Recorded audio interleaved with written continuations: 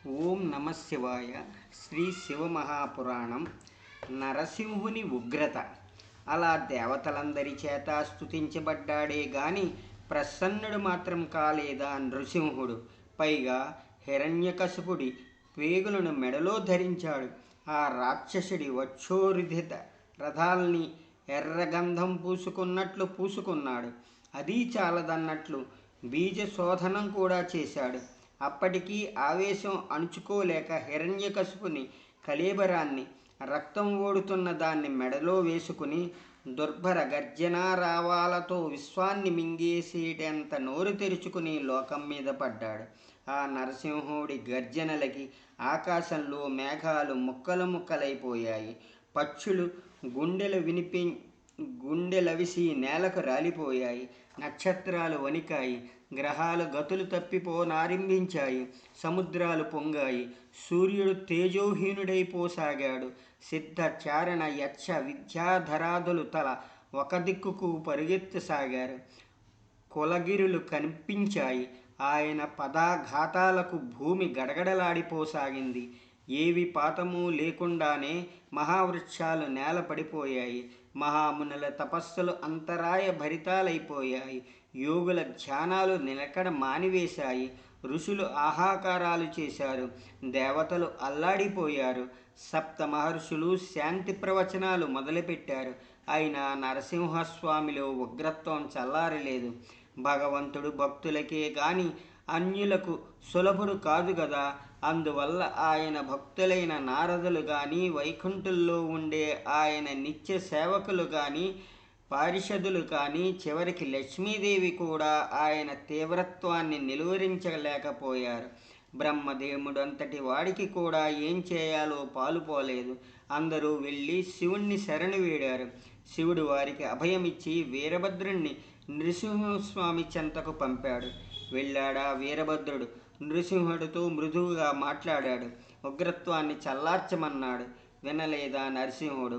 నువ్వెవడివి నాకు చెప్పడానికి? నేను తలుచుకుంటే చరాచర విశ్వం మొత్తం చప్పరించేస్తాను, జాగ్రత్త అన్నాడు. అంతేనా? తానే పరబ్రహ్మనని, మృత్యుంజయుడినని ప్రసంగించాడు. నువ్వెలా పరబ్రహ్మవవుతావు? పరబ్రహ్మంటే శివుడే అని సోదాహరణంగా వివరించాడు వీరభద్రుడు.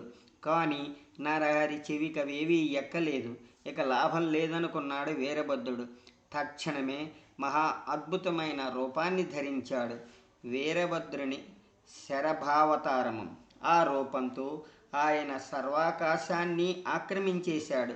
బంగారు రంగులో వెలిగిపోతున్నాడు. సమస్తమైన తేజస్సులు ఆయనలో లీనమైపోతున్నాయి. 1000 చేతులతో జడధారి అయి, చంద్రరేఖాజూటుడై, సువిశాలమైన 2 రెక్కలతో, పొడవైన ముక్కుతో, పెద్ద పెద్ద కోరలతో, వజ్రాభాలైన గోళ్లతో, నీలకంఠంతో, 4 కాళ్లతో, 4 కాళ్లతో, 3 కళ్లతో ఓంకారాలు చేస్తూ విజృంభించాడు. ఆ శరభ రూపాన్ని చూస్తూనే తన బల సామర్థ్యాలను కోల్పోయాడు నరసింహుడు. శరభాతారుడైన ఆ వీరభద్రుడు నృసింహుడి చేతులను పట్టుకున్నాడు. రెక్కలతో అతని నాభిని, పాదాలని తాడిస్తూ పుచ్చెంతో అతనిని బంధించాడు. నృసింహుడిచే బీతావుహులైన వారు అంతా తన పరాక్రమానికి అబ్బురుపాటు మెచ్చుకోలు జోడించి అశరభ శరభ అల్లల్ల వీర అని ఉత్సాహపూరితంగా పాడుతూ ఆడుతుంటే వీరభద్రుడు నృసింహుడి రొమ్మున దెబ్బలు కొడుతూనే గరుత్మంతుడు పాముని లేపుకుపోయినట్లుగా అతనిని తన్నుకుపోయాడు కైలాసానికి. అతగాడి మొండాన్ని, తలని విడదీశాడు.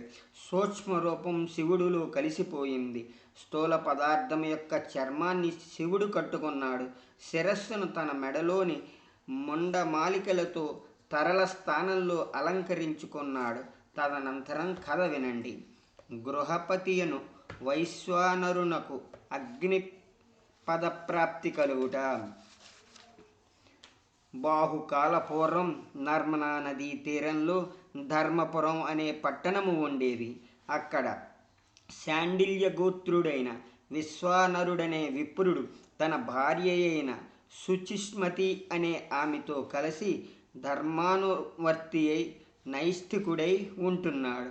సంతానం తప్ప సర్వ సంపదలు ఉన్న విశ్వానరుడు ఒకనాడు భార్య యొక్క మనోవాంఛితాన్ని నెరవేర్చదలిచి సత్ సత్ సత్పుత్ర సిద్ధికై శివారాధన శ్రేయమని ఊహించి కాశీ వెళ్ళాడు. అక్కడే నివాసం ఏర్పరచుకుని అతడి వీరేశ్వరలింగమును యథాశక్తి ఏడాది పాటు ఆరాధించాడు. ఆరాధనా నిమిత్తమై శ్రీ వీరేశ్వరలింగాన్ని సమీపించేసరికి ఆ లింగం మధ్యలో 8 ఏళ్ల కుర్రాడు కనిపించాడు. ఆ బాలుణ్ణి చూసి అతనినే మహేశ్వరుడిగా భావించి స్తుతించాడు విప్రుడు. బాలక రూపంలో ఉన్న బాలేంధరుడు సంతృష్టి చెందాడు. విశ్వనర, నువ్వు చేసిన ఈ స్తుతిపాఠం అభిలాష్టకమనే పేర ప్రసిద్ధమవుతుంది. రోజుకు 3000 చప్పున సంవత్సరం పఠిస్తే సిద్ధిస్తుంది. ఇక నీ కోరిక ప్రకారమే నేను నీ వల్ల నీ భార్య అయిన సుచిస్మితి యందు ఆవిర్భవిస్తాను అని అనుగ్రహించాడు.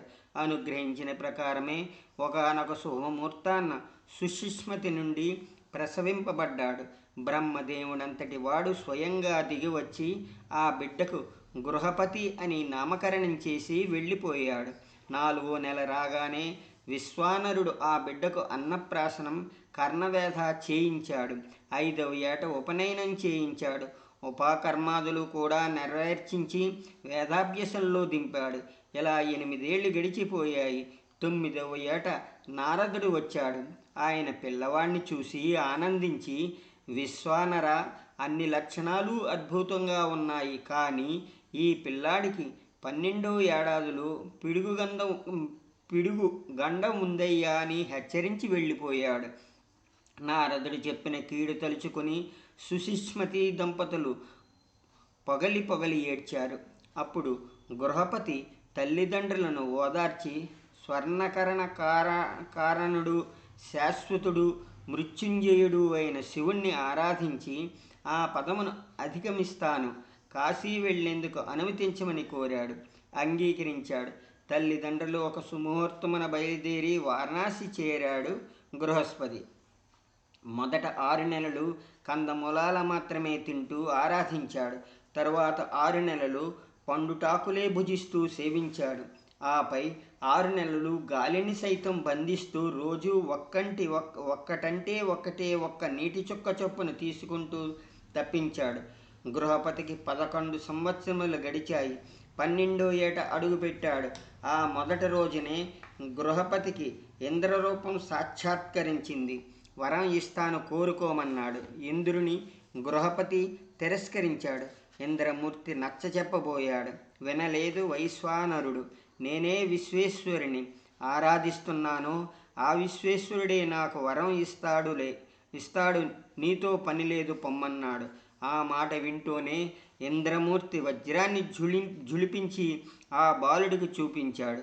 అది చూస్తూనే నారదవచనం గుర్తుకొచ్చి గృహపతి స్పృహ తప్పబోయాడు. తక్షణమే తోచాడు శివుడు. దృశ్యమానుడవుతూ బాలుణ్ణి తాకాడు. ఆ స్పర్శ వల్ల గృహపతి వెంటనే కోలుకున్నాడు.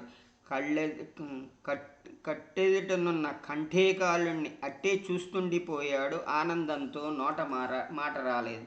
కరుణామయుడైన కపర్ది చిరునవ్వు నవ్వాడు. నీ మనసు నాకు తెలుసు. నిన్ను పరీక్షించడానికే నేను ఇంద్రమూర్తిలా కనిపించాను. నిన్ను మెచ్చాను. దేవతాస్థానాలన్నిటా శ్రేష్టతరమైన అగ్ని పదవిని నీకు ఇస్తున్నాను. ప్రాణులందరిలోనూ జఠరాగ్నివై ఉంటావు. నీచే సృష్టించబడ్డ లింగం అగ్నీశ్వర లింగం అనే పేరు ప్రసిద్ధమవుతుంది. ఆ లింగాన్ని ఆరాధించిన వారికి అగ్నిభయము, వజ్రభయము ఉండవు అని వరాలిచ్చి అతనిని ఆగ్నేయ దిశాధిపతిగా అభిషేకించి తాన అగ్నీశ్వర లింగంలోనికి అంతర్ధానమైపోయాడు. అందువల్లనే అగ్నికి వైశ్వానరుడు అనే పదం వాడుకలోకి వచ్చింది. ఆరంభావతార విశేషాలు. ఇక్కడికి 47 అవతారాలయ్యాయి. ఇక సజ్జనులైన వారి భక్తి, జ్ఞాన, వైరాగ్యాల ద్వారా గుర్తించి ఆరాధించే శివుని యొక్క తొలి అవతారాలు చెబుతాను వినండి. 1 మహాకాలుడు, పరదేవత మహాకాళి. 2ది తారుడు, పరదేవత తారాశక్తి. మూడోది బాలభువనేశ్వరుడు, బాలభువనేశ్వరి పరదేవత. 4 షోడశ శ్రీ విద్యేశ్వరుడు, ఆమె షోడశ శ్రీ విద్యేశ్వరి. 5 భైరవుడు, పరదేవత భైరవి. 6 చిన్నమస్తకేశ్వరుడు, అదే పేరు గలది పరదేవత. 7 ధూమవదీశ్వరుడు, ధూమేశ్వరి పరదేవత. 8 బగళాముఖేశ్వరుడు, అమ్మవారు బగళాముఖి. 9 మాతంగేశ్వరుడు, ఆమె పేరు మాతంగి. 10 కమలేశ్వరుడు, పరదేవత కమలాదేవి.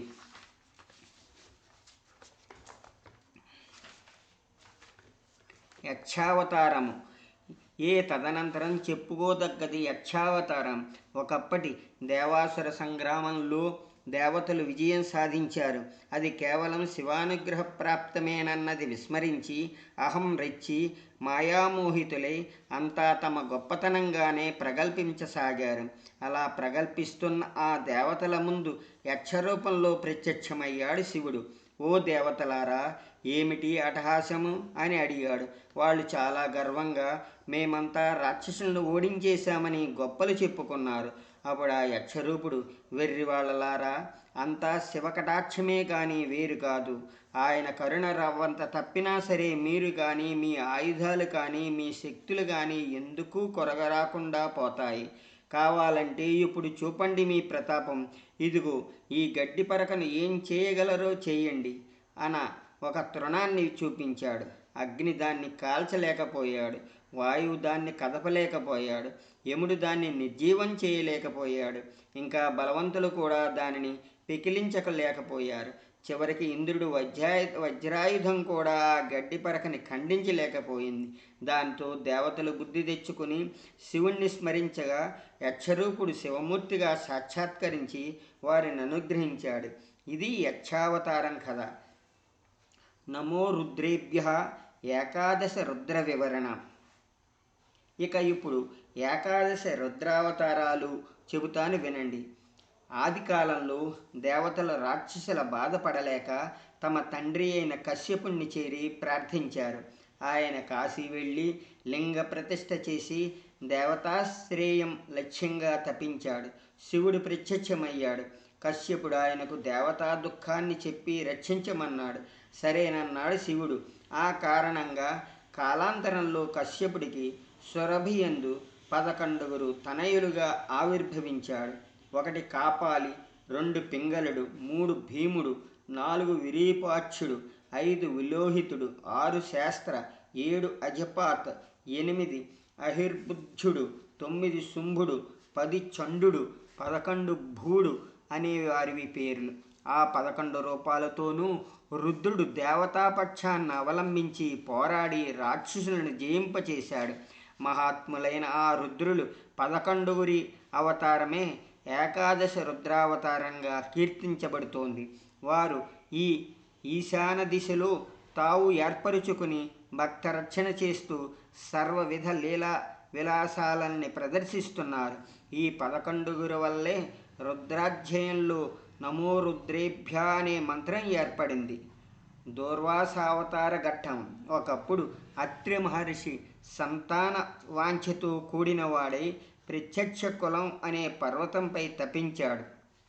ఏ వికారము లేని పరమాత్ముడెవరో ఆ పరమాత్ముడు నాకు పుత్రవరము నీయుగాక అని సంకల్పించాడు. అలా తప్పించగా బ్రహ్మ, విష్ణు, మహేశ్వరులు 3 ప్రత్యక్షమయ్యారు. మా అంశాలతో నీకు 3 పుత్రులు పుడతారని వరమిచ్చారు. ఇచ్చినట్టుగానే ఆ అత్రికి అనసూయందు బ్రహ్మోంశంతో చంద్రుడు, విష్ణుస్వంతో దత్తుడు దత్తాత్రేయుడు, రుద్రాంశంతో దూర్వాసుడు అనే 3 పుత్రులు కలిగారు. వారిలో దూర్వాసుడు భక్తులను పరీక్షించడము, ఉద్ధరించడము వంటివి చాలా చేశాడు. ఆ పద్ధతే విచిత్రంగా ఉంటుందన్నది చిన్న కథ ఉదాహరణకి చెబుతాను వినండి. దూర్వాస అంబరీషుల కథ. సూర్యవంశంలో అంబరీషుడనే రాజుండేవాడు. అతడు ఏకాదశి వ్రతం చేసి ద్వాదశి నాడు బ్రాహ్మణ సంతర్పణ చేస్తుండేవాడు. ఇది తెలిసి దూర్వాసుడు శిష్య సమేతంగా అతని దగ్గరకు వెళ్ళాడు. సరిగ్గా ద్వాదశి పారాయణ సమయం అయింది. ఆయనను కూడా భోజనానికి కూర్చోమని కోరాడు అంబరీషుడు. స్నానం చేసి వస్తానని చెప్పి దూర్వాసురుడు శిష్య సమేతంగా నదికి వెళ్ళాడు. అంబరీషుణ్ణి పరీక్షించే నిమిత్తం అక్కడ ఆలస్యం చేయసాగాడు. ఇక్కడ అంబరీషుడు ద్వాదశి పారాయణ సమయం దాటిపోతే వ్రతభంగమవుతుందనే ఉద్దేశంతో శాస్త్రానికి ఒక చిక్క నీళ్లు పుచ్చుకుని దూర్వాసుడి కోసం ఎదురు చూసాగాడు. రానే వచ్చాడు దూర్వాసుడు. వస్తూనే అంబరీషుడి జలప్రాసన విషయం కనిపెట్టేశాడు. నన్ను భోజనానికి పిలిచి వచ్చే లోపలే ఎంగిలి పడతావా, నిన్ను దూషించేస్తాను జాగ్రత్త అని గదిమాడు. ఆ గదుములకు గర్జనలకు అక్కడే ఉన్న సుదర్శన చక్రం మేల్కొంది. అంబరీషుడి రక్షణార్థం అక్కడ ఉంచబడింది. అది లేచి దూర్వాసుడిపై పడబోయింది. అంతలో ఆకాశవాణి, ఓ అంబరీష, రాక్షస సంహారార్థమై శివునిచే విష్ణువుకి ఇవ్వబడిన ఈ సుదర్శనం సాక్షాత్తు శివాంశ సంభూతుడైన దూర్వాసునిపై పడబోతోంది. నువ్వు సత్వరమే దానిని శాంతపరచు. దూర్వాసుడు సామాన్యుడు కాదు, ఆయనను ప్రసన్నం చేసుకో అని చెప్పడంతో ఆ అంబరీషుడు సుదర్శనాన్ని ప్రార్థించాడు. సుదర్శనం కూడా దూర్వాసావతారంలో ఉన్న శంకరుణ్ణి గుర్తించి శైథల్యాన్ని వహించింది. అనంతరం అంబరీషుడు దూర్వాసుని పలు విధాల ప్రార్థించగా దూర్వాసునుడు అతనికి ఎన్నో వరాలిచ్చాడు. ఇది ఈరోజు పురాణం సంపూర్ణం.